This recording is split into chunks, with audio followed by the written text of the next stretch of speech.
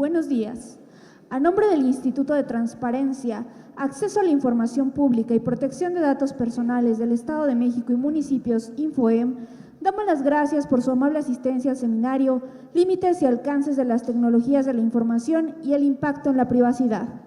Para este evento, saludamos la presencia del doctor Marco Aurelio Cienfuegos Terrón, director de la facultad.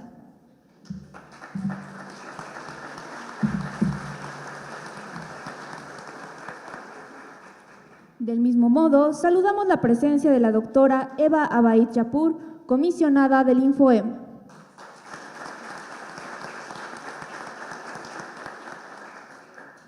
Saludamos al maestro Javier Martínez Cruz, comisionado del InfoEM.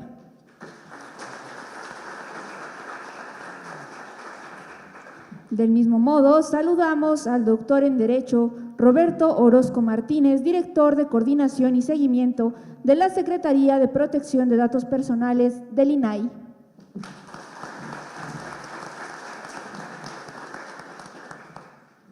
Y saludamos al maestro Ángel Álvarez Solleiro, profesor de la Licenciatura en Gestión de la Información en Redes Sociales.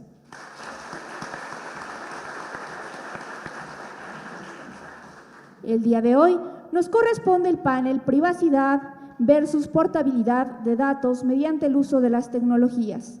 Solicitamos a los presentes que al término de este sean tan amables de compartir sus preguntas a través de las papeletas que estarán repartiendo nuestros compañeros de logística. Para dar inicio, me permito leer la ficha curricular de quienes serán nuestros panelistas. Ángel Álvarez Solleiro, es licenciado en Informática Administrativa y maestro en Alta Dirección en Sistemas de Información por la Universidad Autónoma del Estado de México. Cuenta también con una especialidad en Gestión y Seguridad de la Información por el Instituto Tecnológico de Massachusetts, así como una certificación en Análisis de Datos por Google Analytics. Se ha desempeñado como titular de la Unidad de Información en diferentes dependencias del Gobierno del Estado de México, director del área de redes y comunicación digital de la Oficina de Rectoría de la Universidad Autónoma del Estado de México, asesor de la presidencia de la Junta de Coordinación Política de la Legislatura Estatal. Actualmente se desempeña como consultor independiente y colabora en proyectos basados en la implementación de las TIC, plataformas de gobierno electrónico, comunicación digital y redes sociales, así como el diseño de sistemas de información estratégica para la toma de decisiones. Asimismo, es profesor de asignatura de la Facultad de Ciencias Políticas y Sociales de esta universidad. Javier Martínez Cruz, es licenciado en Administración por la Universidad Autónoma Metropolitana. Obtuvo la especialidad en Instituciones Administrativas en Finanzas Públicas de la Universidad Nacional Autónoma de México, en la cual fue galardonado con la medalla Alfonso Caso, diploma de experto en victimología por la Universidad de Sevilla, maestro en Administración Pública por el Centro de Investigación y Docencia Económica CIDE. De igual forma, es maestro en Derecho Constitucional y Amparo por la Barra Nacional de Abogados. Es candidato a doctor en Gestión Estratégica y Políticas del Desarrollo por la Universidad de Anáhuac y candidato a doctor en Derecho en la Barra Nacional de Abogados. Ha sido ponente en foros y conferencias magistrales nacionales e internacionales y cuenta con publicaciones en materia de administración, finanzas públicas, federalismo y análisis económico de la corrupción. Ha sido catedrático en diversas instituciones académicas del país, así como en la Universidad de Sevilla, España. En la actualidad, destaca su experiencia profesional como comisionado del Instituto de Transparencia, Acceso a la Información Pública y Protección de Datos Personales del Estado de México y Municipios de agosto a la fecha, y coordinador de la Comisión de Protección de Datos Personales del Sistema Nacional de Transparencia de noviembre de 2017 a la fecha. Anteriormente, se desempeñó como vocal ejecutivo del Instituto de Estudios Legislativos del Congreso del Estado de México y asesor parlamentario en el Senado de la República y en la Cámara de Diputados Federal. Roberto Orozco Martínez es doctor en Derecho por la Universidad Nacional Autónoma de México, UNAM, con una maestría y licenciatura en Derecho por la misma universidad. Obtuvo sus grados con mención honorífica. Actualmente es director de Coordinación y Seguimiento de la Secretaría de Protección de Datos Personales del Instituto Nacional de Transparencia, Acceso a la Información y Protección de Datos Personales, INAI. En el ámbito académico, es catedrático en la Universidad La Salle, en el Instituto Tecnológico y de Estudios Superiores de Monterrey y en la Universidad Regional del Sureste, Barra Nacional de Abogados, entre otros. Es autor y coautor de varios artículos nacionales e internacionales sobre derechos humanos, comercio exterior y protección de datos personales. Asimismo, se ha desempeñado como director de procedimientos y consultas de la Unidad de Práctica Comercial Internacional de la Secretaría de Economía, asesor del presidente de la Comisión Nacional de Derechos Humanos, asesor del presidente del entonces Instituto de Acceso a la Información Pública del Distrito Federal y director de verificación del INAI. De esta forma, me permito ceder el uso de la voz al maestro Ángel Álvarez Olleiro, profesor de la licenciatura en Gestión de la Información en Redes Sociales.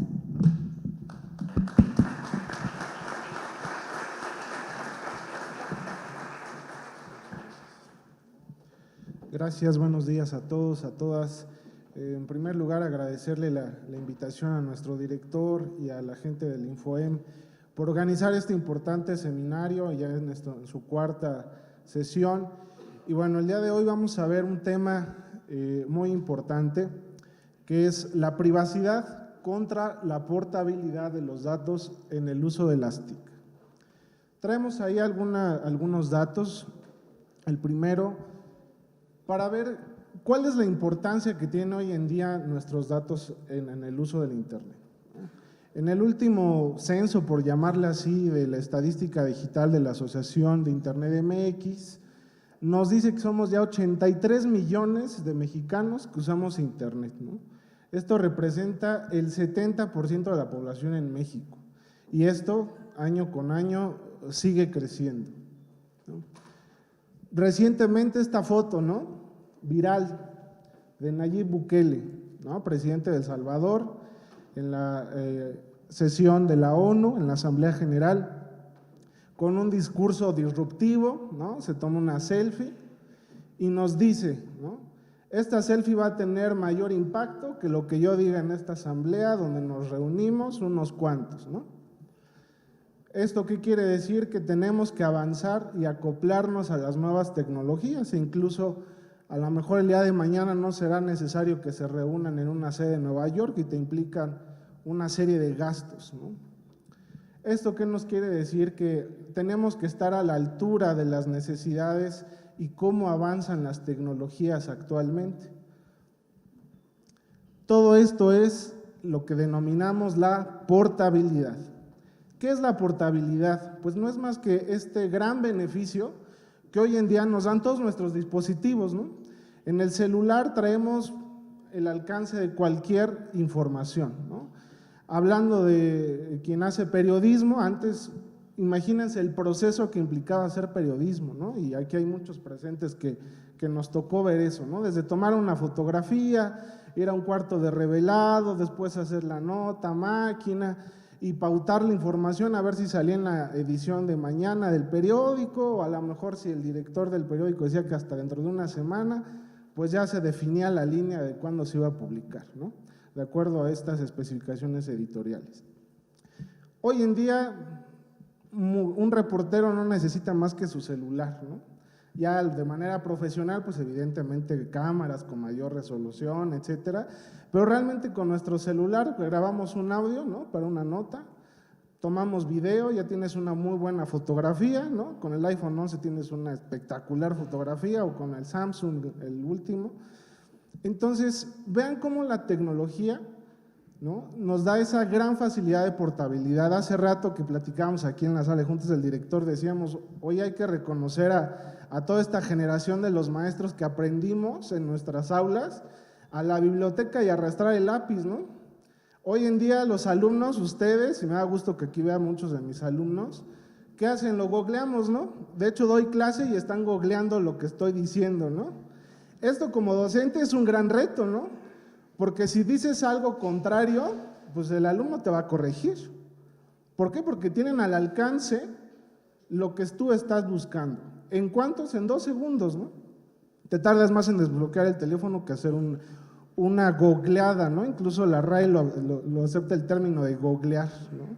El cómo estás buscando de manera rapidísima cualquier información, pero esto también trae grandes consecuencias que nosotros tenemos que estar conscientes, ¿no? Uno de ellos son nuestros datos y nuestra información personal, ¿no? Aquí está, ¿no? Desde el banco podemos hacer operaciones bancarias, hoy en día ahí traemos todas las operaciones bancarias, podemos hacer check-in en el avión, ¿no? Ya no hay que imprimir un boarding pass, pasas directo y con tu celular, vas al cine, compras tus boletos igual en el celular. No hay aplicación hoy en día que no nos resuelva la vida, ¿no? Encargar comida a domicilio, pedir transporte, etcétera, ¿no? Incluso la aplicación que apenas hace unos cuantos días inició, que implementó el Banco de México, ¿no? CODI, la nueva plataforma para pagos electrónicos, que no es más que simplificar las transferencias electrónicas, ¿no? Conocido como el sistema de pagos SPAY, ahora hacerlo de una manera mucho más expedita y rápida por medio de un código de barras conocido como QR, ¿no?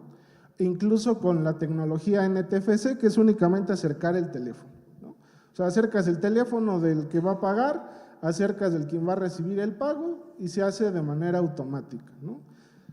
Esto nos facilita mucho la vida y está padrísimo, ¿no? Que todos los pagos ahora evitas filas del banco, ¿no? Y puedes pagar la luz, puedes pagar los servicios, incluso la cuestión de impuestos para los que tenemos que hacer una declaración. La verdad es que nos ahorra muchísimo, ¿no? Antes tenías que llegar al formulario, cuadrar con tu contador, ahora en realidad quien te hace la declaración es el SAT a través de su sistema automatizado, ¿no? Para pronto. Entonces, ¿qué implicaciones tiene? Todas estas son las grandes ventajas de la portabilidad, pero ¿qué consecuencias e implicaciones tiene? Cuando hablo yo de seguridad en los datos, me gusta mucho citar esta frase de Gene Spafford, que es un investigador que fue uno de los pioneros en seguridad informática en Estados Unidos, es el rey de la seguridad en Estados Unidos, así se los pongo a los alumnos que están aquí, ¿no? Dice, el único sistema totalmente seguro es aquel que está apagado, desconectado, guardada en una caja fuerte de titanio, encerrada en un búnker de concreto, rodeado por gas venenoso y resguardado por guardias muy bien pagados, y aún así no apostaría mi vida por él, ¿no? Me gusta dar esta reflexión, ¿por qué? Porque es imposible contar con un sistema o cualquier plataforma digital que sea absolutamente seguro. La seguridad absoluta no existe, ¿no? Que no les vendan que una plataforma, tus datos están totalmente seguros y resguardados, no es cierto. ¿Por qué? Porque partimos de un principio de la seguridad en las tecnologías, que no hay un sistema que sea totalmente seguro. ¿Qué es lo que hacemos los especialistas que nos dedicamos al tema de seguridad en las tecnologías? Eliminar el riesgo, ¿no? Reducirlo. No lo podemos eliminar, lo vamos a reducir, lo vamos a mitigar, pero nunca podemos eliminar ese riesgo porque partimos de esta teoría anterior. Hay una cuestión muy importante que son los metadatos. ¿Qué son los metadatos? ¿No? ¿Saben ustedes que cualquier archivo que nosotros generemos de nuestra computadora, sea de Office, una fotografía que tomamos con nuestro celular, con una cámara, cualquier archivo digital que nosotros generemos mediante cualquier dispositivo, tiene una serie de información que se conocen como metadatos. Estos metadatos, ¿qué es lo que nos van a guardar? Nos van a guardar cuándo fue creado, cómo fue creado, quién lo creó, cómo lo hizo, desde qué dispositivo, qué versión y una serie de datos también técnicos, como la famosa dirección IP, ¿no? ¿Qué quiere decir con esto? Que simplemente con una fotografía que yo suba a mi Facebook o a mi Twitter o al Instagram, que hoy está muy de moda las historias, ¿no? No solo estoy dando una fotografía que a lo mejor se ve mi plato de cereal, ¿no? Y aquí desayunando, ¿no? Que es lo que hacemos muchos. En realidad, esa fotografía está guardando las coordenadas de dónde fue tomada. Y si fue en tu casa, estás publicando a través de esos metadatos cuál es la dirección física de tu casa, ¿no? por medio de qué celular lo hiciste, a qué hora lo hiciste, a nombre de qué usuario está esa línea del teléfono donde la tomaste. Entonces, imagínense, todos estos datos en realidad es información oculta que tiene cada uno de nuestros archivos, pero no es tan oculta como quisiéramos pensar, ¿no? Hay muchos programas y software que está al alcance de muchos usuarios que a través de un análisis de siguiente, finalizar, así de sencillo, como todos los programas que conocemos, obtienen esos datos, ¿no? Simplemente en un archivo de Word le dan clic derecho propiedades y ahí viene, ¿no? Cuándo fue creado, cuándo fue modificado, en qué computadora, etcétera, ¿no? Nos da una serie, esos son los famosos metadatos. Entonces, a partir de ello tenemos que tener mayor cuidado en qué información es la que estamos compartiendo. ¿Sabían ustedes que hay un historial de ubicaciones de Google? ¿No? A lo mejor ya la mayoría lo conoce, pero para quien no lo sepa, si entran a esa liga que está ahí en pantalla, ¿no? maps.google.com, /location history, /B, si entran a toda esa URL, ya con calmita, después si quieren lo hacen, o los que tengan oportunidad ahorita, van a ver un historial de dónde han estado de acuerdo a su dispositivo. ¿Cuáles son las rutas que siguen de su trabajo a su casa? Los lugares que mayormente frecuentas. Incluso a veces Maps te da estas sugerencias, ¿no? Hay cerca de ti un restaurante al que frecuentas. Es decir, con un software de análisis de datos, quien obtenga esos va a obtener un perfil incluso socioeconómico de ti, ¿no? ¿Por qué? Porque va a ver los lugares que frecuentas, si vas a algún concierto, a qué cine vas, qué tipo de cine. En sí pueden sacar todo un estudio acerca de lo que tú haces. Y esto, ¿quién lo proporciona? Nosotros mismos, ¿no? ¿Por qué? Porque nunca leemos el acuerdo, ¿no?, de servicio que nos dan los sistemas o las aplicaciones, ¿no? Nada más la descargamos y como les decía anteriormente, ¿no? Siguiente, finalizar. ¿Quién lee el acuerdo que viene ahí de cómo van a ser tratados tus datos? Nadie, ¿no? Lo que queremos es usar la aplicación, ¿no? Queremos hacer Google Maps y nadie lee esto, ¿no? Afortunadamente hay una opción para desactivarlo, ¿no? Pueden entrar a la liga que está ahí y hay una opción de desactivarlo, o bien desde su configuración, historial de mapas, y ahí viene una opcióncita muy sencilla para que desactiven el GPS de su historial de rutas, ¿no? Al desactivarlo, nosotros ya no estamos proporcionando en tiempo real la ubicación de dónde estamos a Google, ¿no? Y con eso protegemos nuestros datos de esta gran ventaja de portabilidad que nos da Google. Hablando del aviso de privacidad, ¿no? No les hablaré en términos legales porque aquí hay muchos que ya conocen. ¿Qué dice un aviso de privacidad a grandes rasgos? Te va a decir de esa empresa o institución pública cómo va a tratar tus datos, ¿no?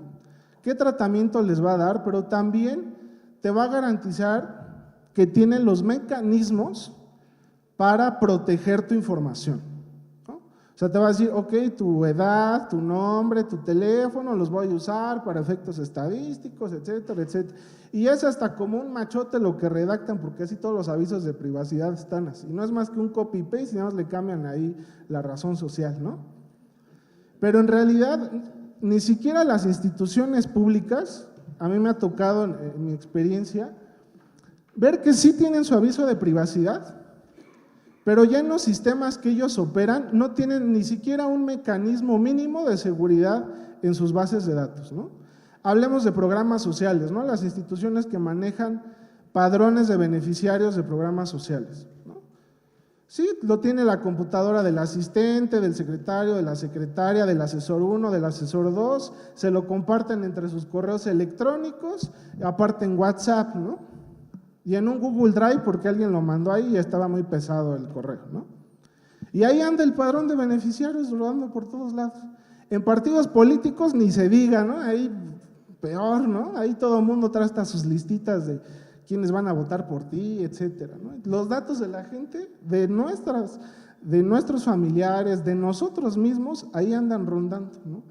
Esto porque aquí hay que hacer una gran reflexión, sobre todo los servidores públicos presentes, que en sus instituciones, las unidades y áreas de informática realmente le inviertan aspectos técnicos de infraestructura en seguridad tecnológica, ¿no? Un certificado de seguridad, que sí vamos a testar la información, pero a un nivel tecnológico, ¿qué es testarla? O sea, ¿cómo la vas a ocultar? ¿No? ¿Cómo vas a ocultar esos campos de tu base de datos? Definir accesos del mínimo privilegio, ¿no? Habrá quien sí pueda ver la base de datos completa, pero habrá quien solo vea un nivel de elementos sin ver los nombres y ver la edad, ¿no? ¿Cómo lo haces de manera técnica? Las instituciones tienen que invertirle mucho a ese aspecto de seguridad. Si no, los dicen muy bonito en un aviso de privacidad, pero la realidad es de 7 de cada 10 instituciones públicas que yo tuve la oportunidad de hacer en un estudio, no lo tienen. No tienen infraestructura técnica para la privacidad de sus datos, ¿sale? Entonces, nos los dejan todo en términos legales y sí nos avisan, pero realmente entras y tienes acceso muy fácil a estos datos, ¿no? Incluso hasta en los escritorios, ¿no? Ahí está la lista de los beneficiarios o la lista de las personas, es más, hasta un formatito, el que tú llenas, ahí tienen el compendio de los formatos llenos de información y datos personales de la gente.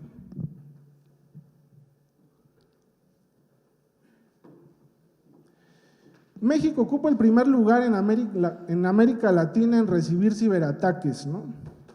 Cuyo objetivo es el robo de información, y el 7º a nivel mundial, ¿no? Los que son mis alumnos a lo mejor ya se aburrieron porque esta información la hemos visto en clase, ¿sale? Pero al resto del auditorio sí les quiero decir, imagínense, o sea, ocupamos el primer lugar en América Latina en recibir ciberataques. Un ciberataque no tiene más que la intención de, aparte de dañar un sistema, obtener datos, y datos personales, ¿no? Para infringir daño, para hacer fraudes, para cualquier otro uso, ¿no? Ahí en la presentación no se ve muy bien la fuente, pero es un artículo que sacó la revista Forbes en mayo de 2019, desde un estudio de una empresa muy importante a nivel mundial, que es con Symantec, Kaspersky y RIG Solutions, son los que evalúan la seguridad de manera global en todos los países, ¿no? Y estos son los datos, ¿no? ¿Cuál es el primer ciberataque en México? Es el phishing. ¿Qué es el phishing? Lo vamos a explicar, ¿no? Son estos sistemas, ¿no? O aplicaciones que obtienen nuestros datos de manera fraudulenta, y aquí les voy a poner un ejemplo real que a mí me pasó y me mandaron un correo. Hay muchas maneras de operar el phishing. Uno de ellos es que te envían un correo electrónico haciéndose pasar por una institución bancaria o incluso de una institución pública, regularmente el SAT, donde te dicen que supuestamente tienes que actualizar tus datos por alguna cuestión. Te van a dar un enlace para que le des clic ahí y modifiques tus datos, o si no es de tus datos, te van a decir algún otro rollo, ¿no? Tan convincente para que incluso hasta te asustes y digas, no, pues lo hago ahorita porque si no se me acaba la fecha de término, entonces lo tengo que hacer ahorita. Al darle clic a ese enlace, a ese supuesto enlace, incluso hasta ocupan los colores institucionales, ¿no? O sea, es realmente una copia falsificada de ese correo electrónico, ¿no? Al darle clic al enlace, a lo mejor en pantalla no se ve muy bien, pero en realidad no te va a enviar a la URL o a la liga, en este caso, del portal web, ¿no? Ahí tendría que decir santander.com.mx, ¿no? Te envía otro, ¿no? Ahí tiene vida, lab, etcétera, etcétera. Es decir, clonaron el portal del banco, te hacen creer que sí es tu portal del banco, tú vas a poner tu usuario, tu contraseña, y en el siguiente te van a aparecer un mensaje de error, tu usuario y contraseña están mal. ¿Cuál va a ser la tercer pantalla? Ya la original de tu banco, ¿no? Entonces, imagínense cómo pueden hacer este tipo de fraudes, ¿no? El spyware, ¿no? Es el monitoreo constante de tu actividad. Este es un softwarecito que se llama mSpy, lo puede instalar cualquier niño con conocimientos básicos de informática, y lo que hacen es monitorear tu teléfono, ver tus WhatsApp, todo, como si yo estuviera enfrente de tu teléfono o de tu computadora, ¿no? Tiene un costo, evidentemente, pero el costo no se compara con los beneficios que ese ciberadelincuente puede obtener, ¿no? Por último, voy a terminar mi participación con algunas recomendaciones generales. Primero, hay que deshabilitar el GPS en todas tus aplicaciones, ¿no? O sea, aquí no solo les hablo de la teoría, sino cómo hay que hacerlo, y son muy generales, pero les va a ayudar mucho. Deshabiliten el GPS en todas tus aplicaciones, ahí te dice en tu teléfono, ¿no? Deseas usar el GPS y en todas las aplicaciones la mayoría los tienen. ¿Cuál es mi sugerencia? Desactívala de todos lados, ¿no? Y actívela únicamente cuando sea estrictamente necesario, ¿no? Usar Waze, Google Maps, lo usas, lo dejas de usar, lo desactivas, ¿no? Limpieza de tus archivos temporales y cookies, ¿no? Esto es un término técnico, pero en realidad son archivos que guardan información de datos personales en cada uno de los dispositivos, ya sea en una computadora o en un celular. No instalar aplicaciones de terceros, ¿no?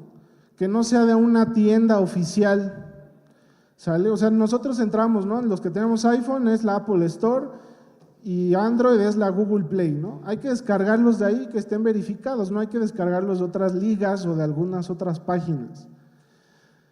El último no se ve ahí, no sé qué pasó con la máquina, pero es que en los sitios que tú navegues, principalmente donde manejes datos sensibles, como tu banco, que estés haciendo una compra por internet, que tenga el candadito de HTTPS. Ese es un certificado de seguridad que por lo menos te está alertando que tu seguridad está viajando encriptada, ¿no? Es decir, en números raros que nadie entiende, ¿no? Así va a viajar la información.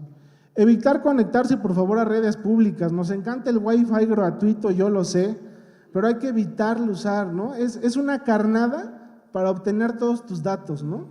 Es así como el anzuelo para que tú caigas. La infraestructura necesaria, lo que ya les había comentado a las instituciones públicas y privadas, que sí le inviertan a la seguridad en términos técnicos, ¿no? Un certificado de seguridad, un buen anti-malware, una serie de cuestiones técnicas que el personal de informática va a dominar de manera excelente. Nunca abrir ligas o enlaces de sitios o remitentes de dudosa procedencia, ¿no? Las cadenitas de WhatsApp te lo dan igual el anzuelo con algún… Ve el último video donde ya José José canta una canción inédita y como ahorita es el tema coyuntural, pues lo quieres abrir para saber cuál es la canción. No lo abras, seguramente te van a robar datos, ¿no? Es un phishing, es un spyware, es algo que te va a robar datos. ¿Cuál es la recomendación? Jamás abras links, ni siquiera de tus familiares, no los abras, no hay que por qué abrir links, ¿no? Si hay que mandar un archivo, no es necesario a través de una liga, ¿no? Para eso se puede mandar en la misma aplicación, ¿no? Y ten cuidado con la información que tú mismo estás proveyendo. Realmente nosotros somos los que proporcionamos la información a las aplicaciones, nadie más, ¿eh? Tú decides qué información es la que publicas en tus redes, es más, hasta tu plataforma de Netflix, ¿no? Yo hasta recomiendo, si realmente tienes una gran costumbre de la seguridad, cómprate una tarjeta del Oxxo donde ni siquiera está registrada tu nombre y ahí haz los pagos de tu Netflix, de tu Spotify, de cualquier aplicación de pago, para que nunca se guarden tus datos personales, ¿no? De esta manera sí estás garantizando que sí, tendrán los datos de una tarjeta, pero ni siquiera está mi nombre, no es una de prepago simplemente. O si hay un sistema de prepago, cómpralo, no uses tu tarjeta de crédito en aplicaciones de terceros. Por mi parte eso sería todo, no sé si tengan alguna duda o comentario, con gusto podemos ahondar en eso.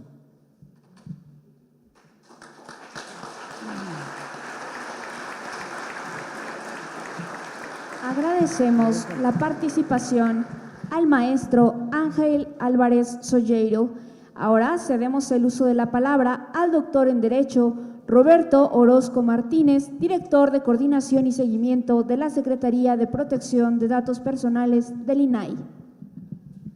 Muchas gracias.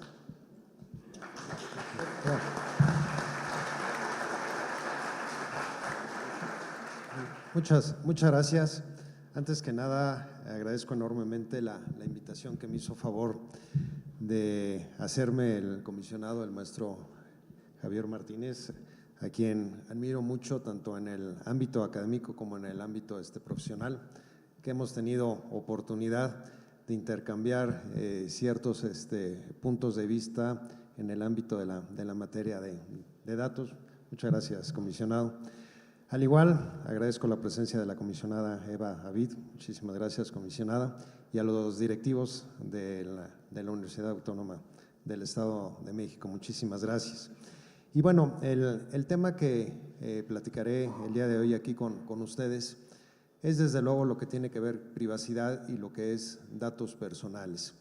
Es muy importante tener en cuenta que el dato personal es un dato que implica un derecho humano de tercera generación y como tal lo tenemos previsto y regulado en lo que es la propia Constitución.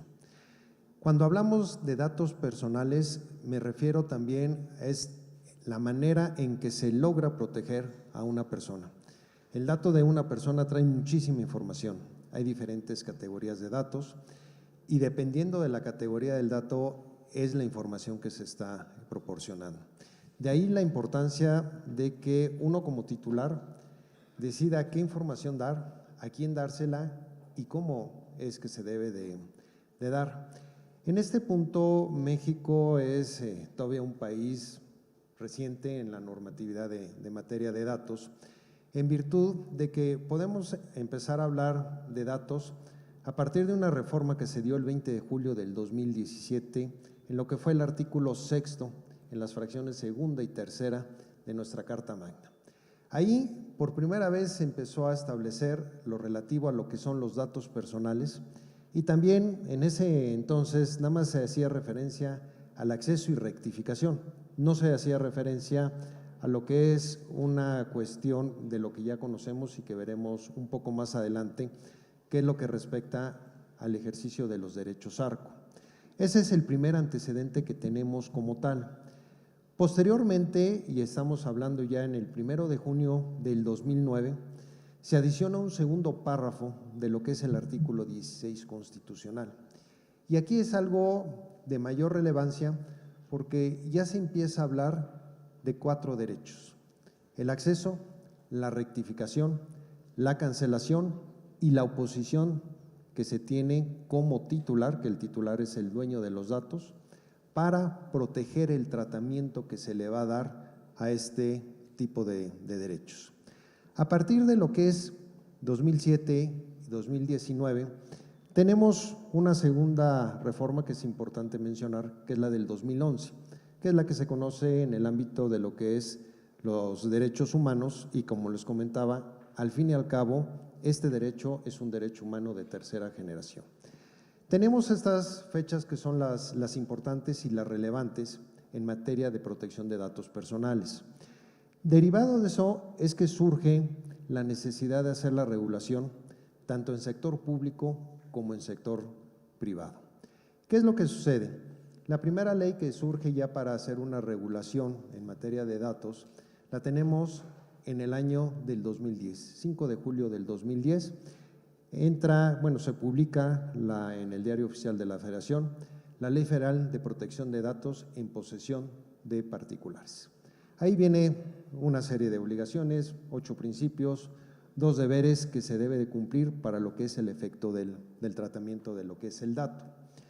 Y tenemos un reglamento que se publica en el año del 2011. Esto es lo relativo a sector privado. Tenemos en sector público, y de ahorita veremos por qué se empieza a hacer la división de sector público y de sector privado.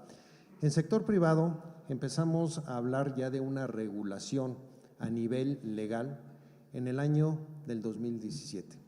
26 de enero del 2017 traemos la Ley General de Protección de Datos Personales en sujetos obligados. Así tenemos ya el panorama de toda la normativa, cómo se va a regular esta protección de datos. Sin embargo, ¿qué debo de entender por lo que es un dato personal? El dato personal es toda aquella información que haga identificable a una persona y que yo como titular de ese dato decido a quién le doy y qué información le doy. Tenemos dentro de esta relación un responsable, que el responsable es quien lleva a cabo el tratamiento de datos. Pero esa información debe de estar debidamente establecida, y ya lo comentaba el maestro, en todo lo que es el aviso de privacidad, lo que es el tratamiento del dato. Ahora bien, les comentaba lo que es la normatividad, sector público y sector privado. Y aquí es donde surge un punto que hemos empezado a desarrollar en el INAI, el Instituto Nacional de Transparencia y Acceso a la Información y Protección de Datos Personales. ¿Qué es lo que hemos encontrado en esta regulación? Como les comentaba, es un derecho humano previsto artículo 6 y artículo 16, que habla de derechos ARCO. Sin embargo, la Constitución no hace una distinción. Inclusive lo que es el artículo 1 señala que se debe de tutelar este derecho a cualquier persona, cualquier sujeto responsable o sujeto obligado. Luego entonces, al analizar lo que es la ley, y voy a resumir para no estar repitiendo el nombre, que es un nombre extenso, lo que señala la ley de sector público es la posibilidad de que el ejercicio de derechos ARCO lo pueda realizar el titular o su representante, desde luego previa identificación de la misma. Pero también se hace el señalamiento de que existe la posibilidad en determinados casos, desde luego como excepción, de que los haga una persona que tenga un tipo de interés jurídico o un tipo de interés legítimo. Viene una definición de lo que podemos entender por interés jurídico o interés jurídico. El interés jurídico no es otra cosa más que cuando exista una afectación directa a la esfera del gobernado, derivado de que en este caso de una persona que pueda haber sido fallecida, de un derecho sucesorio, de un derecho patrimonial, o a través de un interés legítimo, como lo señalan los propios lineamientos de lo que es el sector privado, que se puede realizar cuando no tenga una relación directa, como puede ser un parentesco de afinidad o un parentesco consanguíneo, lo podrá solicitar a través de lo que es un interés legítimo. Así es como se encuentra la regulación dentro de lo que es el sector público. Sin embargo, hablando en sector privado, y por eso les hacía la distinción cuando empezamos a estudiar lo que era la normatividad, en sector privado, cuando se habla para poder ejercitar los derechos ARCO, no establece la posibilidad de que se pueda ejercitar el derecho ARCO con una persona fallecida. Entonces resulta que en un análisis legal, la ley de sector público en materia de datos personales sí le da la facultad de que se puede ejercitar un derecho de una persona fallecida, y en sector privado no existe esa posibilidad. En el instituto, en años anteriores, desde luego hubo varios casos que se presentaron. Sin embargo, esos casos, haciendo la fundamentación en la ley del sector privado, se dijo que no se podía intervenir y que no tenían ese ejercicio de derechos. No obstante, en lo anterior, recientemente, hará 3 meses, se presentó un caso interesante. Ustedes saben que a través de lo que es el ejercicio de derechos ARCO, uno como titular tiene la posibilidad de poder acceder a un expediente clínico, entre otros. Les digo el expediente clínico porque es el caso que les voy a comentar. El expediente clínico, pues viene toda la información de un estado de salud, que son datos sensibles, sin duda alguna. ¿Quién tiene el derecho a obtener esa información? En principio el titular. Pero ¿qué sucede cuando fallece y esa información es necesaria para un familiar? Pues resulta que si es en sector público, sí tiene derecho y se le puede otorgar. Pero si estoy en presencia de un sector privado, simple y sencillamente se dice no se puede. Esto es, si me atiendo en un particular, en un hospital particular, me dirán que no me darán el expediente. Si voy a un hospital de sector público, tendrán la obligación de otorgarlo.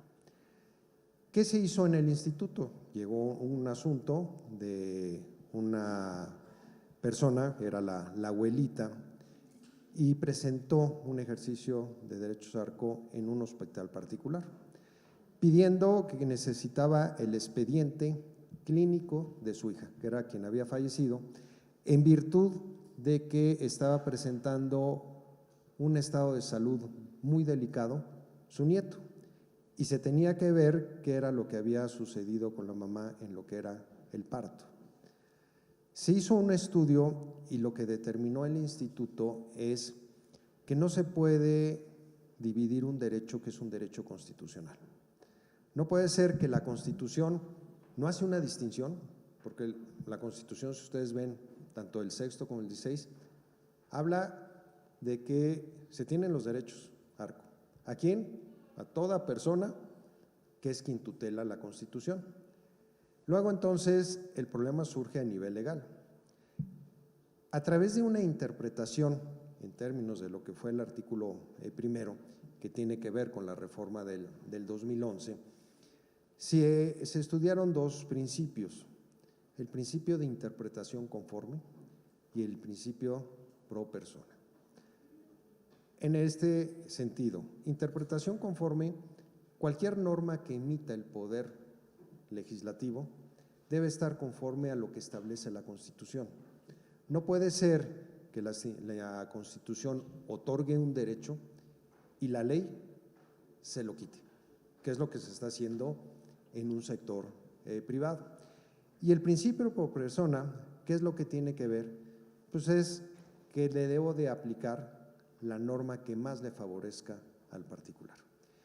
Esto fue lo que se realizó en esta resolución que fue emitida por parte del Pleno, donde se le está solicitando al hospital particular que entregue el expediente clínico de la mamá, en virtud de que está debidamente acreditado, desde luego que la persona falleció, eso tiene que estar más que acreditado, pero sobre todo que no se puede hacer una distinción en el derecho constitucional. El hacer una distinción al derecho constitucional implica que estoy limitando un derecho humano. Y los derechos humanos, como ustedes saben, no pueden ser limitados más que cuando la propia Constitución lo establece. Y el ejercicio de derechos Arco, la limitación que se está estableciendo es en una ley secundaria. Derivado de este caso, bueno, es el único caso que ahorita se ha presentado como tal. Desde luego, datos muy precisos no puedo dar porque esa resolución que emitió el Pleno es sujeta a que la pueda impugnar el responsable y en consecuencia no ha causado estado y pues entraría en un conflicto de divulgar datos personales o datos de un responsable. Pero es el primer antecedente que se tiene y de ahí que surge la necesidad, y se ha comentado por parte del INAI, de hacer una reforma a lo que es la Ley Federal de Protección de Datos Personales en posesión de particulares. ¿Para qué? Para que no exista la posibilidad de que se niegue un derecho constitucional. Porque al día de hoy cualquier responsable que le piden expediente clínico que está dentro del ámbito del sector privado, lo niega. Sin embargo, ya el instituto abre la posibilidad que a través de lo que es el recurso se le pueda otorgar.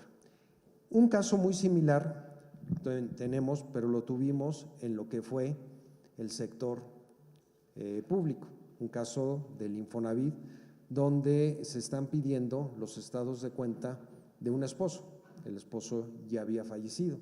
Y entonces ahí se hace el estudio y en ese estudio se determina que efectivamente la ley del sector público concede ese derecho y es que se le otorga. Es un punto que no podemos ni debemos soslayar. Esto se los comento por lo que es el ejercicio de derechos Arco. Sin embargo, tenemos el mismo problema, no se ha presentado todavía ningún recurso ni ninguna solicitud en lo que es el INAI con relación al sector privado. Si hablamos de portabilidad, la portabilidad sin duda está prevista en la ley del sector público y está debidamente regulado, señalan los conceptos, cómo se debe otorgar, pero en sector privado no la tengo regulada. Entonces, volvemos al mismo conflicto y al mismo trato diferenciado entre derechos que están previstos en el ámbito constitucional y que en el ámbito legal nosotros lo estamos delimitando. La portabilidad, ya comentaba el maestro, que es lo que se entiende, no entro ahí porque, bueno, si hay un especialista es el comisionado Javier Martínez en todo el ámbito de portabilidad, pero ¿qué es el punto? Y se ha comentado por parte del instituto en más de una ocasión. La portabilidad en sector privado es un hecho y es una realidad. Se da en cada momento. De los ejemplos más sencillos o más comunes, porque fueron conocimiento de toda la sociedad, fue cuando se empezó a hablar de la portabilidad del número, que usted puede cambiar su número de compañía telefónica sin generar ningún problema, sin que lo pierda. Ahí hay una portabilidad y ahí hay una portabilidad de datos. En la práctica se da, el problema es que no lo tengo yo regulado dentro del sector privado, única y exclusivamente lo tengo en el sector público. ¿Qué es lo que se estaba buscando? Y desde luego, bueno, si algún día llegase a presentarse un medio de impugnación, que sería el recurso, la postura que se está teniendo por parte del instituto es: vamos a prevalecer el derecho constitucional sobre el derecho legal, independientemente de que sí efectivamente exista un conflicto y que inclusive se pueda hacer referencia por parte del responsable al dar la respuesta de que legalmente se está cumpliendo con una obligación de no otorgar la información. ¿A qué voy? Al hecho de que, bueno, ustedes saben que se puede tener acceso a la información a través de cualquiera de estos ejercicios: el acceso, la rectificación, la cancelación y la oposición, pero sin que se lleve a cabo una distinción. Platicaba con el comisionado Javier Martínez, hubo un artículo que se publicó por parte del secretario de Protección de Datos y un servidor, que se abordó el tema de la protección de datos en personas fallecidas. Hay una corriente muy grande en donde dicen que las personas fallecidas no tienen derecho a que se protejan sus datos, lo cual es verdaderamente grave, porque así como tengo derechos sucesorios, tengo derechos patrimoniales, que existe una persona que por regla general y en el ámbito jurídico se puede hablar de lo que es el albacea, también lo que es el dato personal es un derecho humano, es algo inherente a la persona y alguien tiene sin duda que aun cuando fallezca la persona, poderlo proteger, poderlo conservar. No puede ser que fallece la persona y entonces la protección que yo traía resulta que ya no hay ningún problema y vayamos a divulgarlo. Platicaba con el comisionado, como les comentaba, y recientemente, bueno, fue el año anterior, se firmó el convenio 108. Ustedes saben que al fin el convenio pues, es un tratado y como tratado internacional existen las obligaciones de darle cumplimiento y no nada más dar cumplimiento, sino armonizar lo que es la legislación nacional con la legislación internacional y en este caso sería el convenio 108. Estuvimos analizando este convenio 108 y tampoco hay una distinción. ¿A qué me refiero de que no existe una distinción? No se establece que el derecho ARCO única y exclusivamente sea para un sector. Entonces, si en el ámbito constitucional, que es el ámbito nacional, no tengo distinción, en el ámbito internacional, que tengo obligaciones internacionales y que inclusive es algo urgente de que se debe de armonizar obligaciones nacionales con obligaciones internacionales desde el punto del convenio 108, ¿por qué distinguirlo?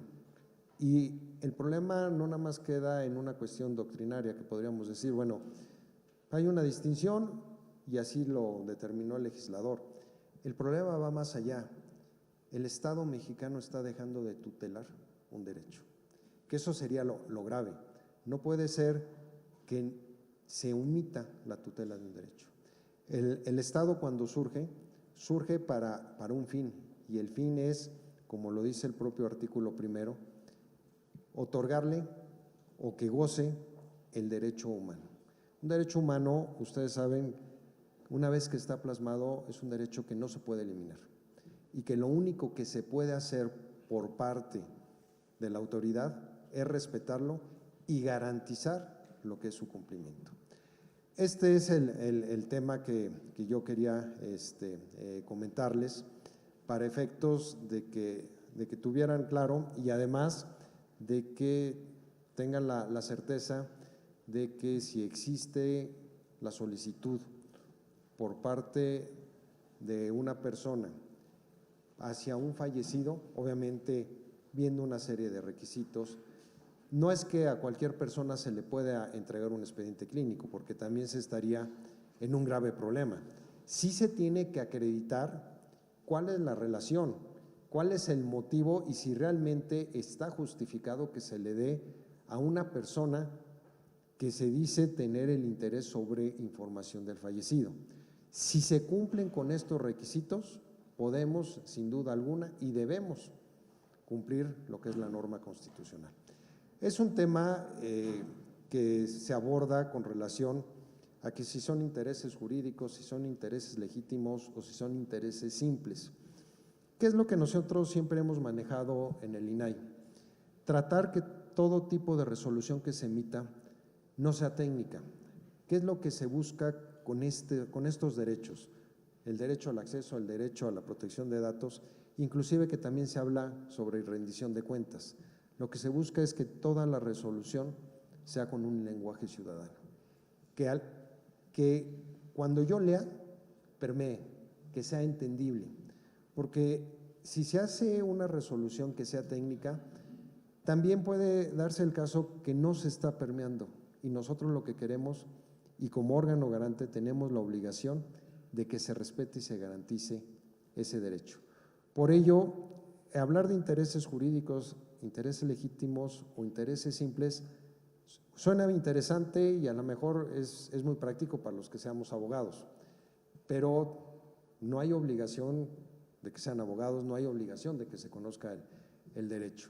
Entonces, lo más sencillo que se puede expresar lo relativo a las diferencias que hay es si es un derecho constitucional, es un derecho humano, hay medios para solicitar su ejercicio y sobre todo que se pueda acudir al instituto para que obtengan la información. Y tener en cuenta y bueno, ya también se está en proceso de poder armonizar la normatividad nacional con todo lo que son las cuestiones internacionales, más en específico lo que es el convenio 108. No sé si hay alguna duda, yo estoy abierto, digo, para no pasarme los tiempos, porque si no lo hago, se habla y se pierde el tiempo, pero yo estoy a sus órdenes. Muchas gracias.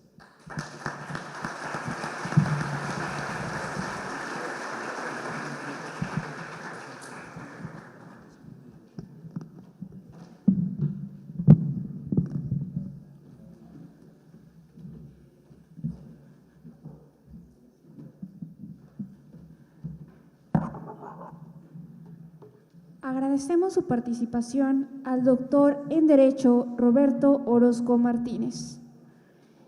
Es momento de escuchar la intervención del maestro Javier Martínez Cruz, comisionado del INFOEM.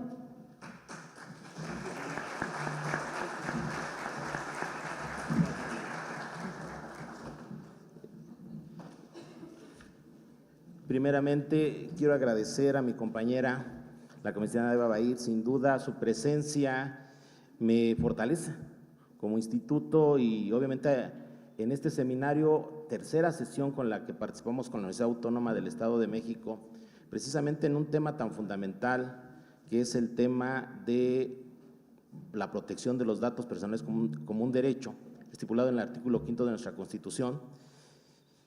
Marca precisamente el compromiso que tienen estas dos instituciones, aliadas estratégicas para consolidar este reto que tiene hoy México. Al doctor Roberto Orozco, que me acompaña y que agradezco mucho que haya aceptado la invitación para compartir retos que está viviendo el INAI dentro del sector privado y obviamente dentro del Sistema Nacional de Transparencia y Protección de Datos Personales. Al maestro Ángel Álvarez, gracias por compartir, obviamente, lo que se está viviendo con sus alumnos en esta licenciatura, que es un parteaguas y que será sin duda semillero importante para los futuros oficiales de protección de datos personales en nuestra entidad federativa y me atrevo a decir en todo el país, porque yo creo que de aquí van a poder salir los siguientes especialistas que hoy demandan más de 100,000 empresas y también más de 8,000 sujetos obligados en el ámbito público y no los tenemos. No tenemos oficiales de datos personales certificados. El Estado de México es la única entidad que a través del INFOEM puede certificar a un oficial de protección de datos personales equivalente con el estándar del delegado de protección de datos personales que es en Europa. Entonces, si una persona se certifica aquí en el INFOEM y en el Estado de México, les puedo asegurar que pueden trabajar no solamente en México, sino también en Europa, porque tenemos la acreditación de la Universidad de Sevilla y de la Agencia de Protección de Datos Personales para poder expedir esta certificación. Agradecerle al doctor Marco Aurelio Cienfuegos, muchas gracias por esta hospitalidad y por siempre abrirnos el espacio. A la maestra Alicia Sarmiento, gracias de verdad, su acompañamiento y obviamente compromiso que ha tenido para con los comisionados y para el INFOEM, se refleja con la presencia de este público. Y obviamente a ustedes, que de verdad el objetivo es poder compartir con ustedes algo que estamos viviendo y que se ha compartido a ti, que es una realidad y no voy a engañarlos porque ustedes lo ven hoy en día. Les puedo asegurar que en las noticias de la mañana, lo que va a pasar en la tarde y en la noche, van a ver que es reflejo de lo que aquí se ha expuesto. Bien comentaba el maestro Ángel Álvarez, habló de estos riesgos que estamos viviendo con las nuevas tecnologías, con los retos en materia de estos delitos cibernéticos, lo que nos ha llevado o lo que en su momento este filósofo subcoreano Byung-Chul Han hablaba en ese libro de la Sociedad de la Transparencia y que nos ha llevado a hablar de esa figura del panóptico digital.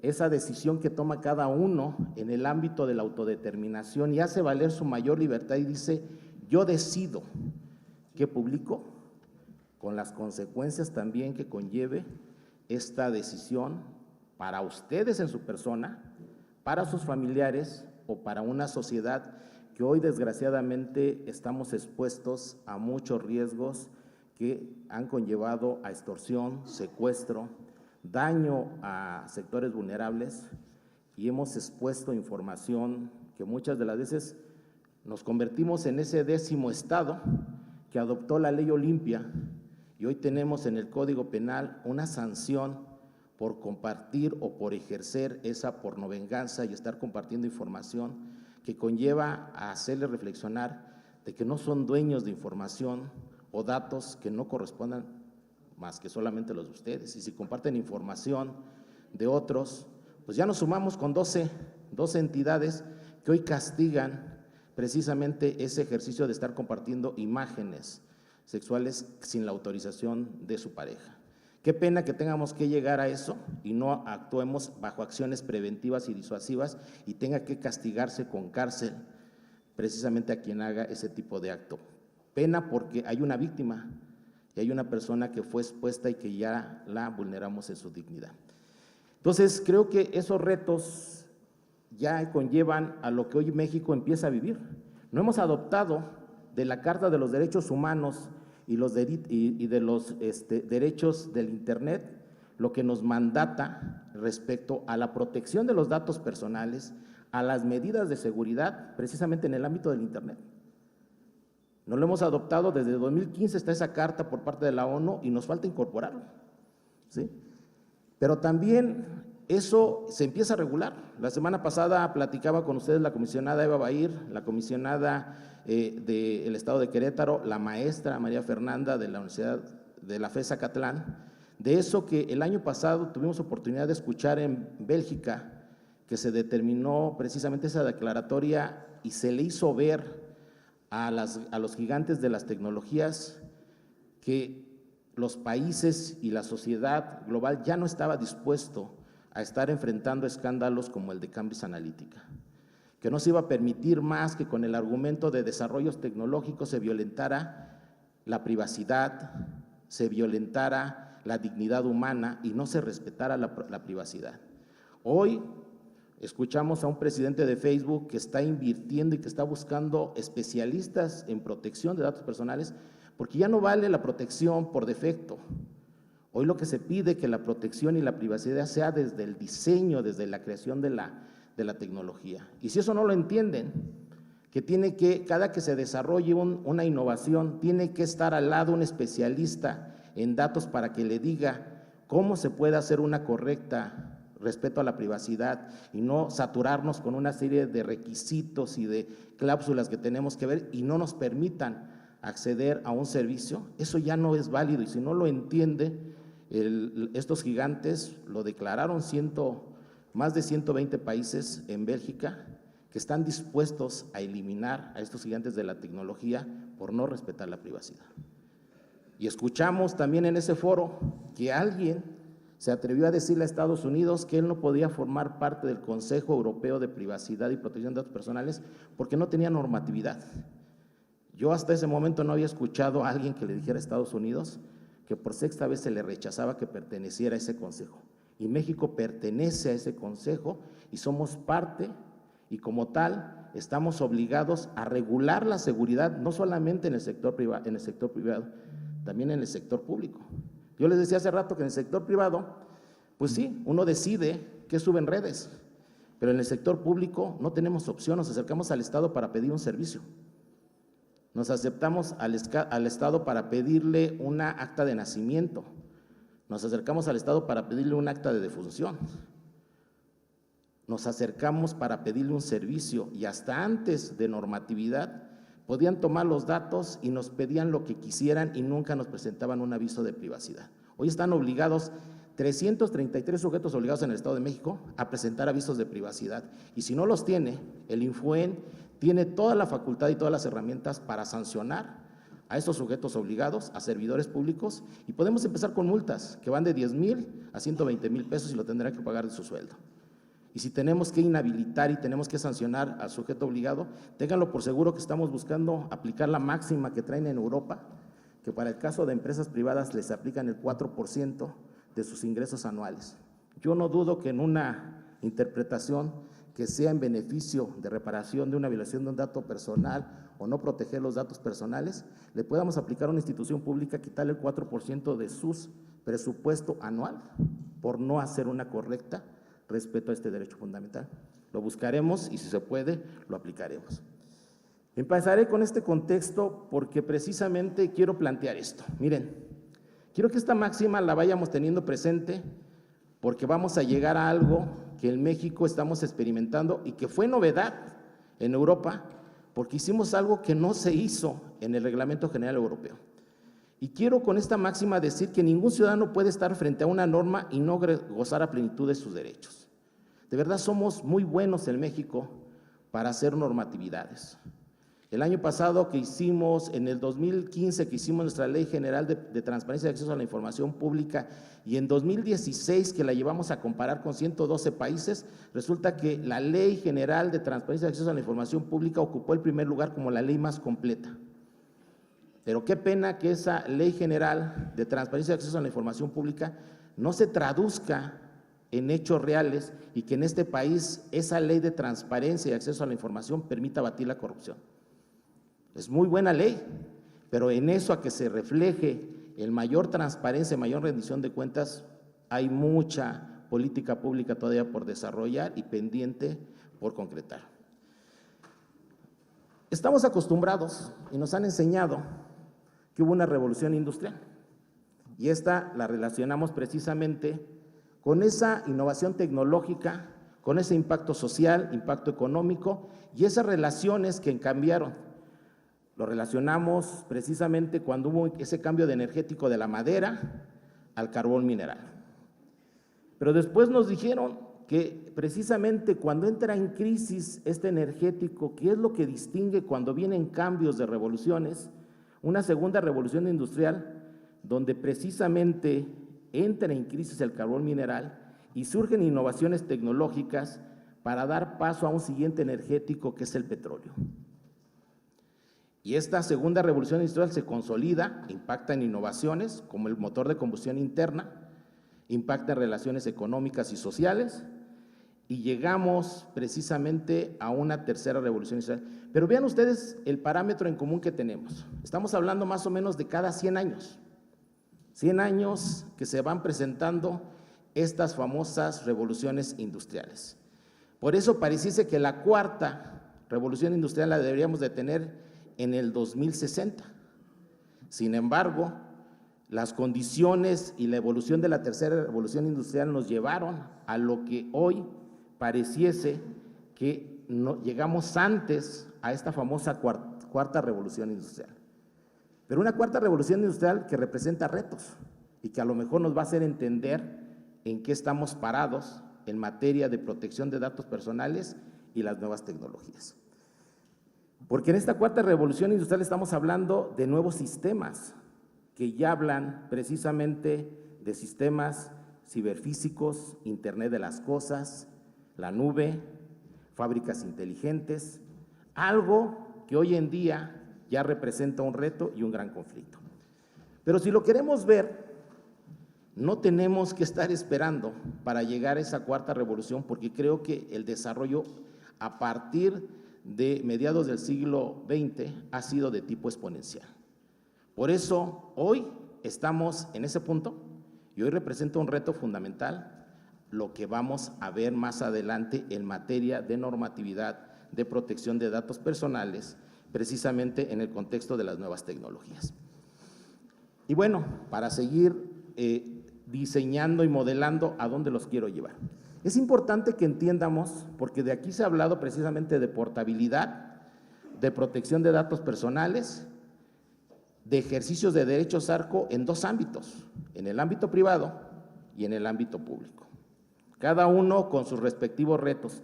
Pero hay que tener claro que cuando hablemos del ámbito de los particulares, del ámbito de lo privado, vamos a entender cómo se maneja este famoso mercado, cuál es el mecanismo de mercado, qué conlleva hablar de bienes privados en el mercado, qué características, qué son los factores o qué elementos juegan. ¿Hablamos de bienes privados? Sí, hablamos de bienes privados, donde hay oferta, demanda y mercado, donde hay precio, hay producción, y que esto conlleva a una serie de elementos que tenemos que tener en cuenta, porque eso nos va a permitir distinguir la complejidad de la protección de los derechos fundamentales en un sector y en otro sector. En el sector económico hablamos de fuerzas de mercado, hablamos de bienes privados que tienen dos características. Son exclusivos de quien tiene para pagarlos, ¿sí? Y hay rivalidad, hay competencia. Y entonces encontramos una serie de oferentes, una serie de demandantes y hay una serie de estrategias. Y entonces, lo comentaba hace rato el doctor Roberto Orozco, la oportunidad en el sector privado la podemos ver de esta manera, ¿sí? Hablamos de algo que ya se dio en el 2008, precisamente con la portabilidad numérica. Y esta portabilidad numérica, como bien se ha dicho aquí, no estaba regulada en la Ley Federal de Protección de Datos Personales y Protección de Particulares. Se hizo por mandato de una ley de telecomunicaciones. Pero la ley de telecomunicaciones regulaba en su momento precisamente a las telefónicas. Y entonces se les dijo que se podría hacer portabilidad. Y entonces empezó una competencia entre estas empresas que además son contadas. No cualquiera puede tener la infraestructura y los recursos para poder entrar a competir. A mí me gustaría poder ser dueño de alguna telefónica y poder ofrecer la portabilidad, pero bueno, no tengo ni los recursos. Eso se llaman barreras de mercado. Entonces, así se dio la portabilidad. Por eso la portabilidad, es cierto, no es nueva, pero vean ese tipo de portabilidad numérica y el que tenía el control y el que podía decidir cuándo se ofrecía y cómo se hacía, eran las empresas, no era el ciudadano. Hasta antes del 2008, si uno se cambiaba de telefónica, nos daban un número nuevo. A partir del 2008, si uno se cambiaba de telefónica, era nuestro derecho llevar nuestro número porque es un dato personal que nos identifica o nos hace identificarlos. ¿Ok?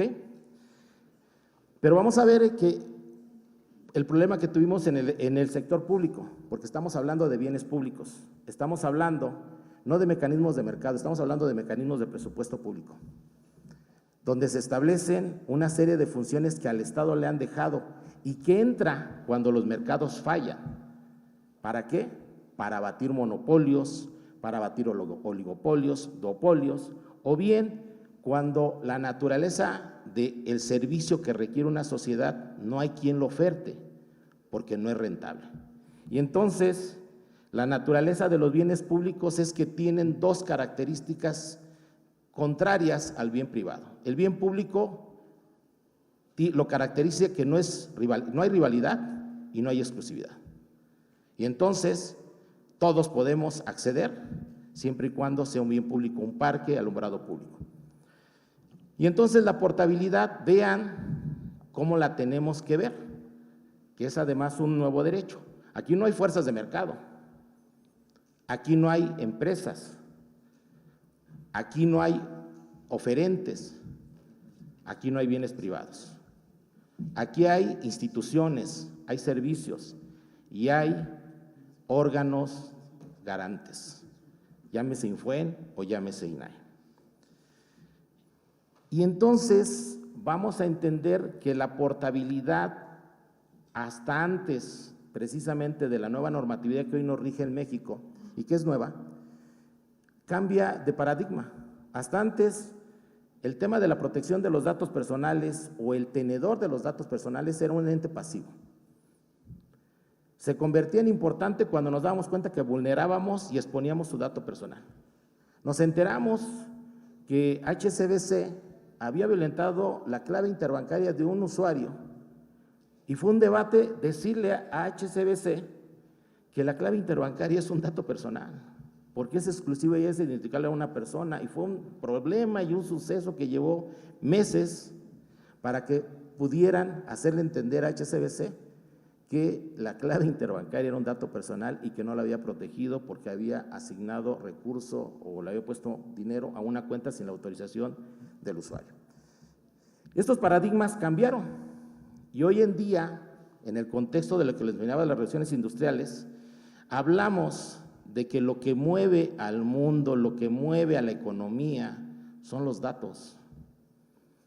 Si no entendemos que si cualquier servicio no cuesta, es porque no estamos comprando nada, el producto somos nosotros. Son los datos lo que les interesa. Si no hay datos, pues no sé cómo se podrían mover estos gigantes de la tecnología. Nosotros somos el producto.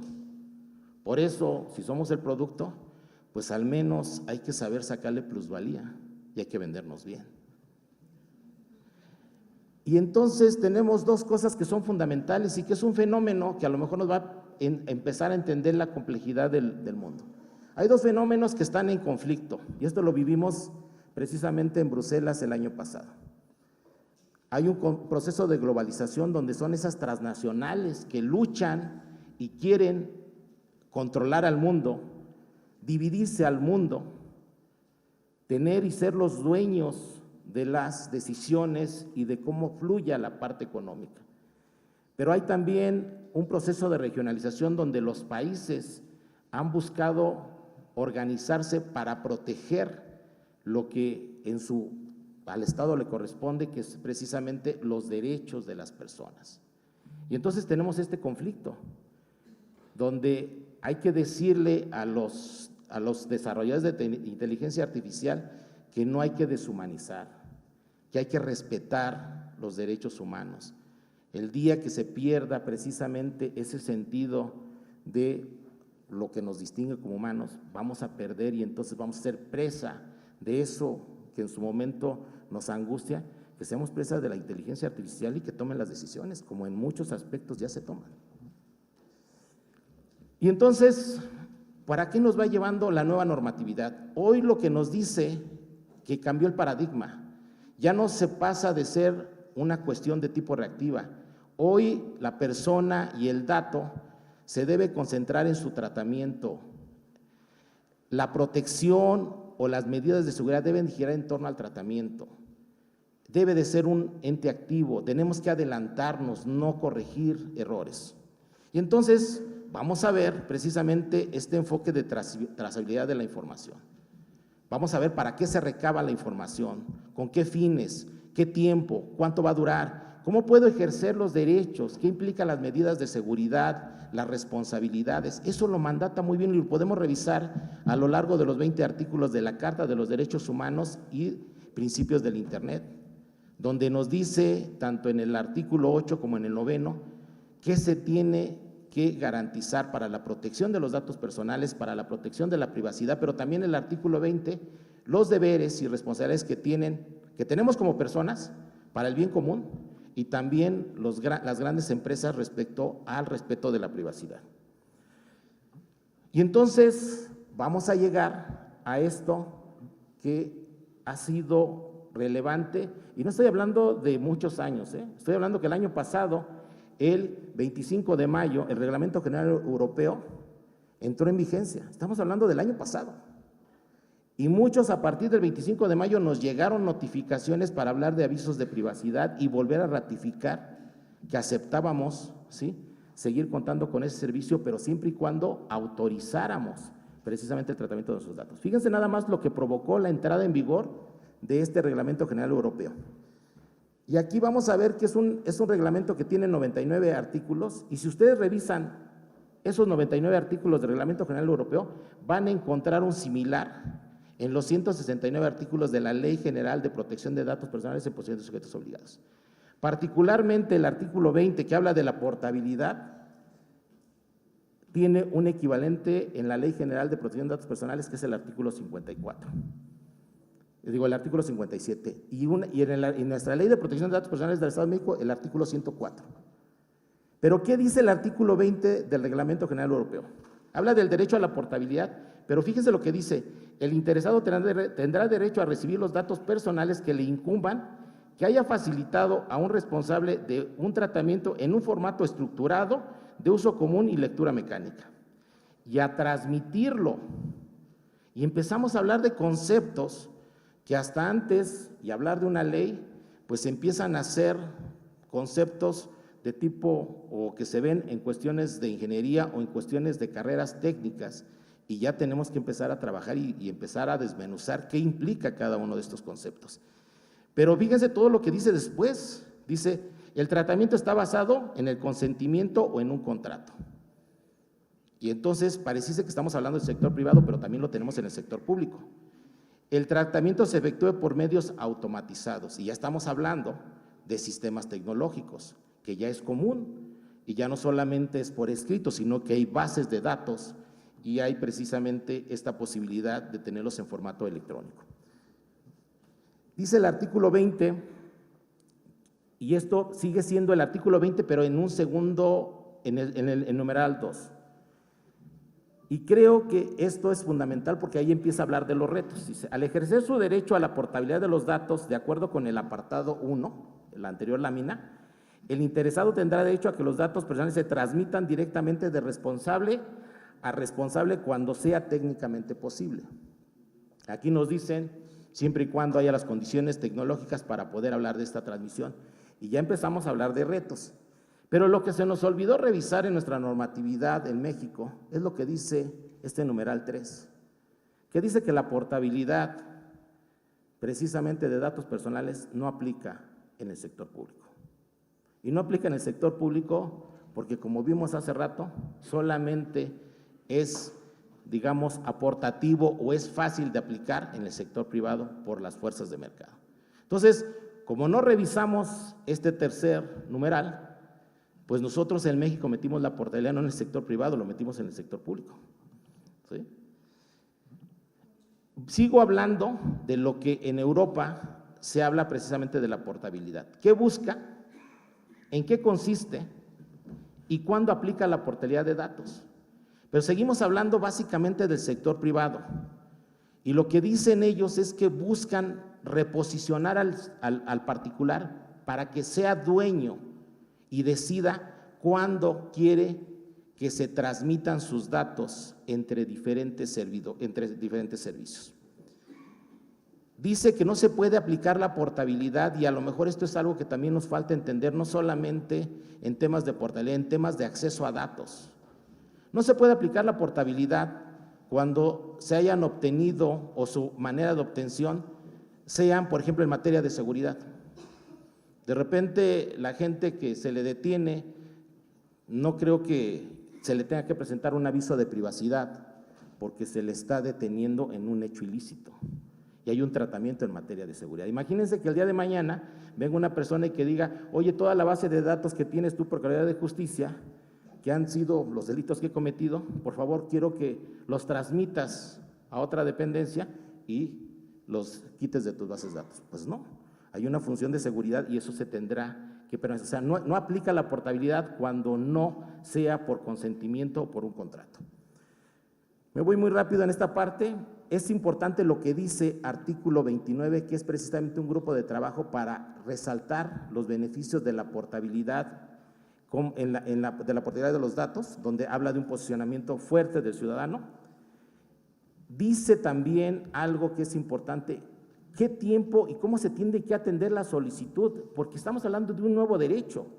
Hasta ese momento era parte y facultad de las empresas de telecomunicaciones o eran de empresas digamos, telefónicas, pero acá se convierte en un derecho en materia de ejercicio precisamente de datos personales.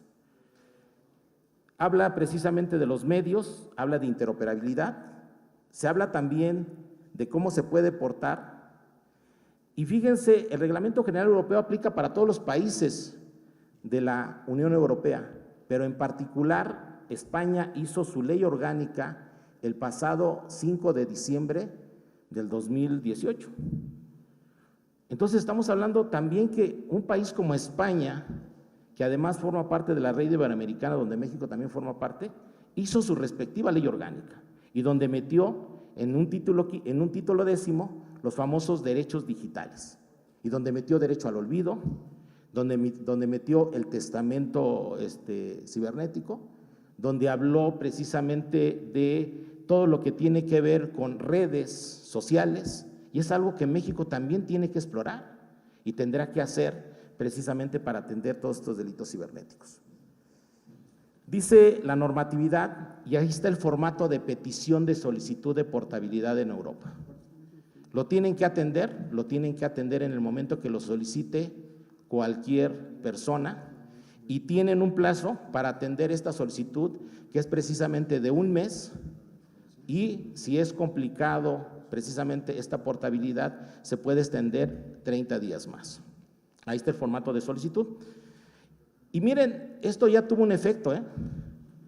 Estos gigantes de la tecnología desarrollaron este proyecto, ¿sí? Tan es obligatorio que estos gigantes desarrollaron el proyecto de transferencia de datos. Una exploración a dar cumplimiento a la portabilidad de datos con muchas deficiencias, porque sí están garantizando compartir o la posibilidad de que un usuario de una red pueda, ¿sí?, solicitar que sus datos se transfieran a otra plataforma.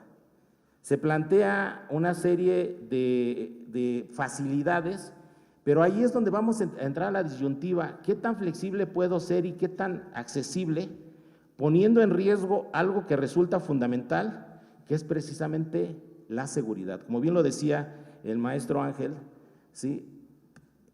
Nada es seguro precisamente en materia de tecnologías. Entonces, muchas de las veces por dar esta facilidad se está vulnerando la seguridad. Y casos como precisamente de Cambridge Analytica ya no se les va a permitir. O que nos enteremos que el padrón electoral está en la nube. ¿Y quién no lo protegió? ¿No? Entonces, grave sería que el día de mañana nos enteremos que, por ejemplo, Plataforma México, donde está el resguardo del registro criminal a nivel nacional, a nivel estatal, a nivel municipal, de nuestro personal de seguridad, que un día aparezca en la nube. Eso sería verdaderamente muy grave para México. Entonces, ¿esto resulta conveniente? Sí resulta conveniente. ¿Por qué razón México tiene que estar al pendiente de lo que se hace en Europa en el Reglamento General Europeo? Pues porque precisamente México en junio del 2018 apareció en el Diario Oficial que se integraba como uno de los 55 miembros del Convenio 108 y su protocolo adicional. Y se sumaba con otro país de América, que en ese momento era Uruguay, y que este año, a principios de año, se incorporó a Argentina. Son los únicos 3 países que están de América Latina. 47 de Europa, 4 de África y estos 3 precisamente de América. Hoy ya suman 55, pero en octubre del año pasado nos enteramos que se firmó el convenio 108 Plus, con lo cual obligaba a que México hiciera otra serie de acciones para poder alcanzar ese convenio 108 Plus, y solamente se han sumado de los 55, 34 países. Con tristeza vemos que Argentina, que se acaba de integrar en enero, ya firmó el convenio 108 Plus. Uruguay también ya lo firmó desde octubre del año pasado. Y México no ha podido firmarlo porque nos faltan hacer adecuaciones, entre ellos la Ley Federal de Protección de Datos Personales y Particulares, meter estos derechos digitales, meter medidas de seguridad, y que es simplemente voluntad del legislativo hacerlo para poder alcanzar esto. ¿Por qué?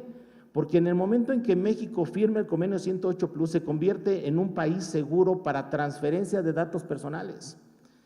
Y si Estados Unidos no tiene esta normatividad y no tiene esta certificación, y se pone en riesgo las relaciones comerciales con Europa, y obviamente nos exponemos con China a que siga precisamente controlando la parte económica, creo que México, si firma el convenio 108 Plus, podemos aprovechar para ofrecerle a Estados Unidos, en el marco del TEMEC, que todas aquellas empresas que sean requeridas, que se arropen con una normatividad como la normatividad que tiene México en materia de protección de datos personales y que considera el Consejo Europeo que es un país o un puerto seguro, poderles pedir que vengan acá y que se instalen aquí y generen fuentes de empleo. Pero para eso hay que confirmar el convenio 108 Plus. Y entonces, si tenemos un TEMEC, no estemos esperando a que nos esté manejando el presidente de Estados Unidos, que nos va a poner una serie de aranceles y nos va a detener a nuestros migrantes. Vamos a hacer que las empresas vengan acá, que se instalen acá, para ofrecerles la normatividad. Eso nos obliga, sí nos obliga, porque en el momento que lo firmamos el año pasado se incorpora el artículo 133 y se convierte en un tratado internacional y se incorpora al bloque de constitucionalidad. ¿Nos obliga a cumplir con normatividad? Sí, esos son los compromisos que se firmaron cuando México se incorporó. Se comprometió a hablar de medidas de seguridad, de protección de datos personales, y también tendríamos la fortaleza para pedirle a los países de Centroamérica y sobre todo estos países que están mandando muchos migrantes, pedirles bases de datos para que nos manden las fichas delictivas de la gente que está entrando de El Salvador, de Nicaragua, de Guatemala, y saber quiénes están entrando precisamente con antecedentes de penales y podernos preparar. No sabemos cuántos de ellos están nutriendo precisamente las firmas del crimen organizado. No sabemos de ellos cuántos son violadores, no sabemos de ellos cuántos son asesinos, o sea, no sabemos de ellos muchas cosas, pero también no sabemos cuántas personas vienen en condición de vulnerabilidad. Pero eso se llama transferencia de datos, se llama compartir información, y solamente se puede hacer cuando se cuenta con condiciones de seguridad. ¿Por qué llegamos a esto? Porque, como bien se comentaba hace rato, en materia de portabilidad, México tiene esta normatividad. En la Ley Federal de Protección de Datos Personales no viene regulado. Viene regulada en la Ley Federal de Telecomunicaciones. Se habla de portabilidad numérica. En la Ley General de Protección de Datos Personales y Protección de Sujetos Obligados sí viene regulado en el artículo 57, en el artículo 104 para el caso del Estado de México. Y creamos unos lineamientos que se emitieron precisamente a finales del 2017 para poder hablar de cómo se tiene que hacer esta portabilidad, y son 27 artículos de estos lineamientos y 3 transitorios. ¿Y qué se determinó ahí? Bueno, que incorporando a los derechos ARCO de acceso, rectificación, cancelación y oposición, un nuevo derecho llamado portabilidad. Y tan es un nuevo derecho que está plasmado en el título tercero, donde dice de los derechos de los titulares y su ejercicio. Si eso dice el título tercero, aunque no diga el capítulo tercero que es un derecho, sí me dice que es de la portabilidad de los datos personales. Ya no me dice cómo se ejercen, pero existe en el artículo 57. Y tan existe que está conformado por 3 párrafos. Y dice que el primer párrafo habla de que se puede entregar una copia y se habla de portabilidad física. Es hoy derecho del ciudadano llegar con cualquier sujeto obligado y decirle: quiero que de tu base de datos me entregues en una USB los documentos donde están mis datos personales, solamente mis datos. Pero dice el segundo párrafo que también es mi derecho que si presento ante el sujeto obligado una constancia de relación jurídica con otro sujeto obligado, es decir, yo puedo llegar ante el ICEMIN y decirle: oye, el tratamiento que estoy siguiendo contigo lo voy a seguir en el Instituto de Salud del Estado de México de tal hospital. Y para eso aquí está la alta y estoy estableciendo la relación jurídica. Y es mi derecho, y así lo interpreto yo, ¿sí?, que puedo pedirle que transmita del ICEMIN mi expediente clínico al otro hospital. Y claro que tenemos ubicados que de los 333 sujetos obligados hay 3,200 bases de datos, porque las bases de datos las registran con el Infuen. Y de esas 3,200 bases de datos sabemos que tienen casi 2,000 bases de datos, ¿sí? O esos registros de bases de datos son datos personales que son sujetos de transmisión. Y de esas casi 2,000 sabemos, ¿sí?, que 1,200 sí pueden entrar en la portabilidad vía transmisión entre sujetos obligados. ¿Por qué? Porque se registran con nosotros, porque hay una instancia de verificación y porque también todos los 33 sujetos obligados trabajan con plataforma Sarcoen. 5 minutos. Entonces, miren, esta parte muy rápido, porque lo que me interesa es que quiero que vean, es lo mismo que se hizo en Europa. Copiamos la misma normatividad, las mismas condiciones. Donde nos empezamos a complicar es cómo hacíamos esa interoperabilidad. Y miren, quiero tomar lo que dijo el doctor Oscar Puccinelli en la ley comentada. A él lo trajimos como especialista de Argentina para que hablara de portabilidad y comentara el artículo 57. Y bueno, pues tomando sus palabras, dice que no es excusa que por falta de desarrollo tecnológico no se garantice este derecho y que estamos obligados, de acuerdo al principio de progresividad que establece el artículo 1 de nuestra Constitución Federal, a que si está un derecho en alguna normatividad, cualquier autoridad busque garantizar ese derecho. Y si tenemos que desarrollar con recursos públicos estas plataformas, lo tenemos que hacer porque no es culpa del ciudadano. Él paga sus impuestos y es obligación del Estado, si metimos portabilidad como derecho, que puedan hacer esta transmisión de datos personales vía electrónica. Entonces, ejercemos estos derechos de acceso, que está en el artículo 98 de nuestra ley estatal, de rectificación que está en el 99, de acceso que está en el 100, de derecho de oposición que está en el 103 de nuestra ley estatal de protección de datos personales del Estado de México y municipios, y obviamente el artículo 104 que habla de la portabilidad de datos personales, y donde nos dice lo mismo que dice el artículo 57 de la Ley General. Es un derecho de todos los mexiquenses llegar con cualquier sujeto obligado, llegar a la Universidad Autónoma del Estado de México y si pide que se le entregue en el USB su expediente o su expediente académico, o tendrá que, si está en formato electrónico, se podrá entregar, ¿sí? Pero también es su derecho que si pide transmisión y están las condiciones de interoperabilidad para poder transmitir a otra universidad, lo puede hacer, ¿sí? ¿Y por qué sabemos que lo puede hacer? Porque miren, atendiendo precisamente cómo se presentan las solicitudes, vimos que se puede hacer en estos formatos, así lo establece la Ley General. También sabemos, ¿sí?, que la misma ley nos establece una serie de requisitos que lo podemos hacer previa acreditación. Es un ejercicio de tipo personal, sí es un ejercicio de tipo personal. ¿Generamos medidas de seguridad en Sarcoen? Sí lo generamos medidas de seguridad en Sarcoen. Obviamente, ¿qué es lo que le apostamos? Es un sistema que ha costado mucho dinero al Infuen, sí. Nosotros, a diferencia de otras instituciones, no solicitamos recursos para gasto corriente, solicitamos recursos para gasto de inversión. Es un sistema que nos ha costado más de 50 millones, pero lo consideramos una inversión, porque nos permite garantizar una plataforma competitiva.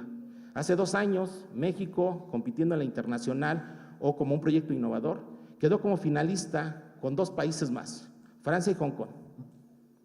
México, no como país, México como Estado de México, Sarcoen fue considerado un desarrollo tecnológico importante que puede garantizar el pleno ejercicio de la protección de los datos personales, resultó bueno. Pero no nos quedamos con eso.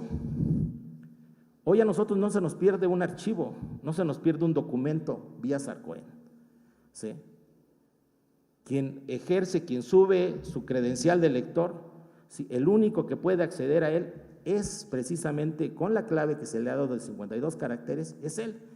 Pero para portabilidad sabíamos el reto que teníamos enfrente y creamos un tercer nivel de seguridad, por lo cual creamos a través del principio de inducción matemática, el principio que rige precisamente a los números primos, de crear 2 llaves, una de encriptamiento y una de desencriptamiento.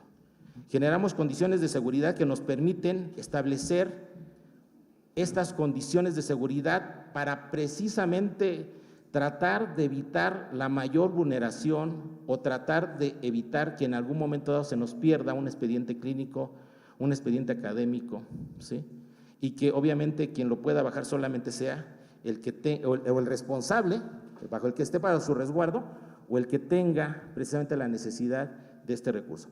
Y miren, matemáticamente lo que hicimos con la generación de estas 2 llaves, la de encriptamiento y desencriptamiento, fue simplemente complicarle a aquellos que quieran vulnerar. ¿No es imposible?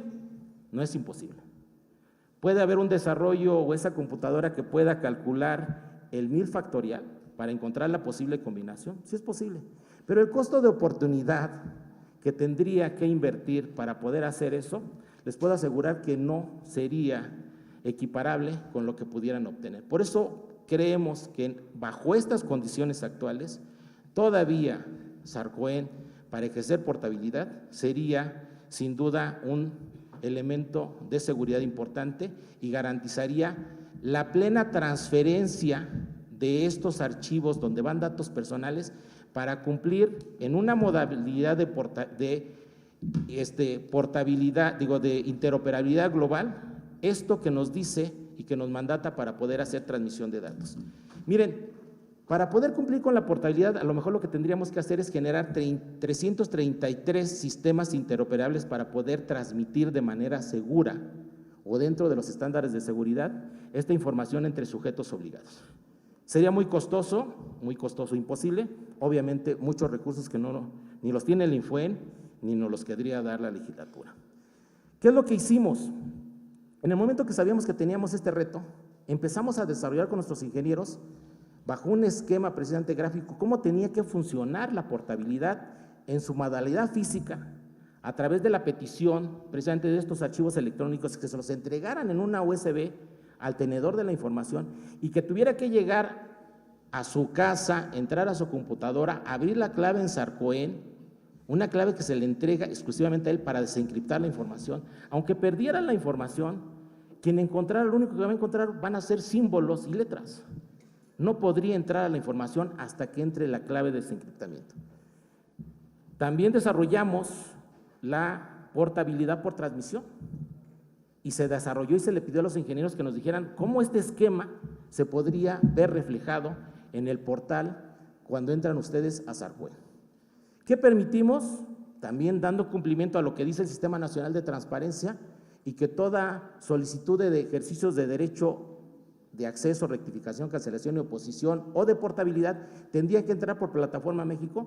Cumplimos con lo que nos mandata la Ley General y hoy las solicitudes de derecho Sarco y de portabilidad tendrán que entrar vía la Plataforma Nacional de Transparencia, pero nos lo mandan a nuestro sistema y en el Estado de México se trabajan vía Sarcoen y con ello cumplimos con lo que dice el sistema, pero protegiendo, porque la Plataforma Nacional de Transparencia no nos da seguridad, al menos desde nuestro punto de vista, para poder garantizar la protección de estos expedientes o de estos archivos electrónicos. ¿Y qué decidimos? Pues desarrollar esto. Sarcoen es una plataforma interoperable para los 333 sujetos obligados de manera global. Lo único que hacemos es precisamente convertirnos en el medio de transmisión para llevar de un sujeto obligado a otro sujeto obligado y que puedan con clave de encriptamiento el sujeto emisor y clave de desencriptamiento el sujeto receptor poder bajar la información. Rápidamente me voy para decirles que el proceso, ustedes lo pueden ver ya entrando a Sarcuen, donde se pide que hagan la solicitud de lo que quieren, qué tipo de derecho quieren ejercer, si es portabilidad, en qué modalidad.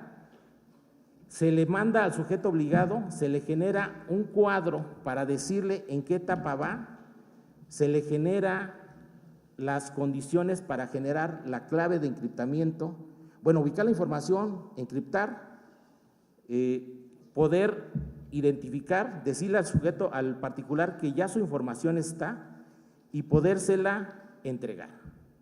¿Sí? ¿En qué? En un dispositivo USB. O bien la modalidad de transmisión, identificar entre qué sujetos obligados se está pidiendo, si existe en esta base de datos en formato electrónico estructurado, poder hacer la identificación de la información, encriptar, transmitirle al sujeto obligado receptor por otra vía la clave de desencriptamiento para que pueda recibirla y sea el único que pueda bajar de Sarcuen ese archivo y lo pueda integrar precisamente a su base de datos y avisarle al particular que su información ya está en sus archivos.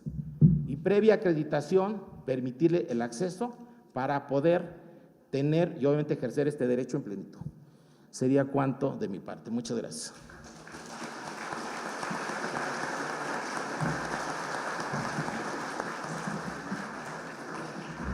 Agradecemos la valiosa participación del maestro Javier Martínez Cruz. Del mismo modo, les comentamos a los asistentes que sus preguntas serán contestadas vía correo electrónico. Es momento de agradecer a nuestros ponentes sus aportaciones en este seminario, por lo que de manos del maestro Javier Martínez Cruz reciben reconocimientos el doctor en Derecho Roberto Orozco Martínez, director de Coordinación y Seguimiento de la Secretaría de Protección de Datos Personales del INAI.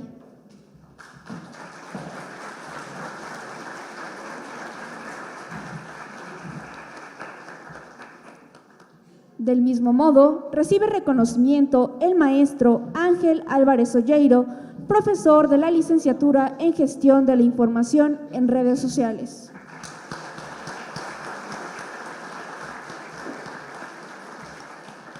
Y finalmente, de manos de la maestra Alicia Sarmiento Velázquez, subdirectora académica de esta facultad, recibe reconocimiento el maestro Javier Martínez Cruz, comisionado del INFOEM.